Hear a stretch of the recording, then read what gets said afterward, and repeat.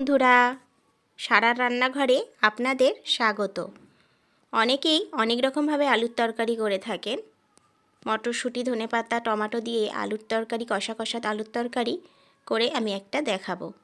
তো কড়াইটা গরম করে নিয়েছি। কড়াইটা গরম করে কিছুটা পরিমাণ সরিষার তেল দিয়ে ওতে ছোটো চামচের 1 চামচ জিরে দিয়ে, জিরেটা একটু লাল লাল হয়ে গেলে ওর মধ্যে পেঁয়াজ কুচি দিয়ে দেব।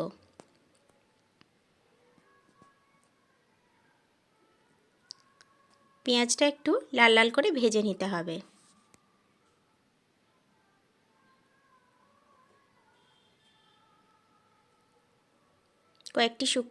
একটা শুকনো লঙ্কা আর কয়েকটি তেজপাতার মধ্যে দিয়ে দেব। পেঁয়াজটা হালকা লাল লাল হয়ে আসলে ওর মধ্যে কেটে রাখা আলুগুলো দিয়ে দেব। আমি পেঁয়াজটা খুব বেশি লাল করিনি, কারণ আমি আলুটাও আগে থেকে ভেজে রাখিনি। পেঁয়াজের সঙ্গে আলুটা ভেজে নেব। আলুটা একটু লাল লাল করে ভেজে নেব।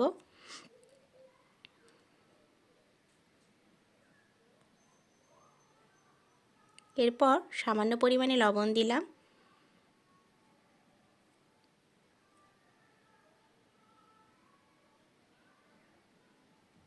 ঢাকা দিয়ে আলুটা একটু ভেজে নেব।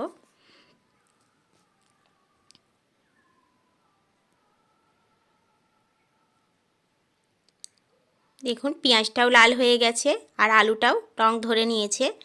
এরপর কেটে রাখা মটরশুঁটি, ধনিয়া পাতা, টমেটো দিয়ে দেব। দিয়ে একটু ভালো করে আলুর সঙ্গে মিশিয়ে নিচ্ছি।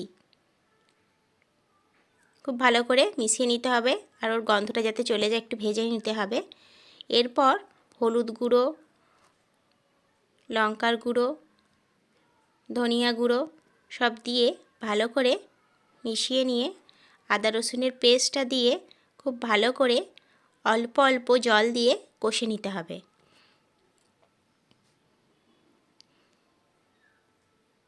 ঢাকা দিয়ে কষে নিতে হবে।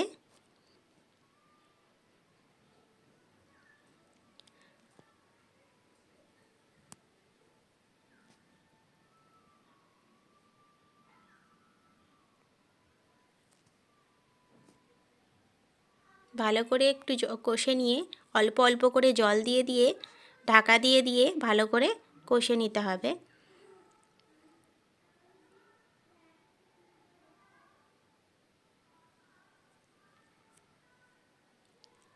এই রকম আলুর দম আপনারা লুচি, রুটি বা পরোটার সঙ্গে খেতে পারেন।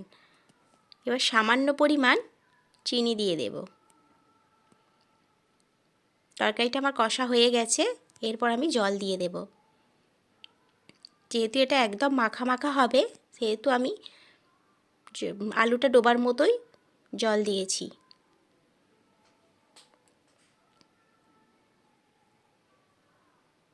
ঢাকা দিয়ে দেব আর মাঝে মাঝে একটু খুলে দেখতে হবে, নেড়ে দিতে হবে। আলুটা দেখে নিচ্ছি সেদ্ধ হয়েই গেছে। তো জিরে গুঁড়ো আর গরম মশলা গুঁড়ো দিয়ে নামিয়ে নেব।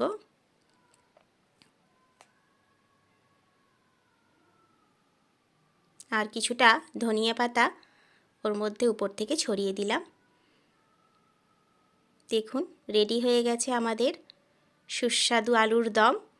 আপনারা এটা রুটি, পরোটা বা লুচির সঙ্গে খেতে পারেন। দেখুন কতটা সুন্দর হয়েছে।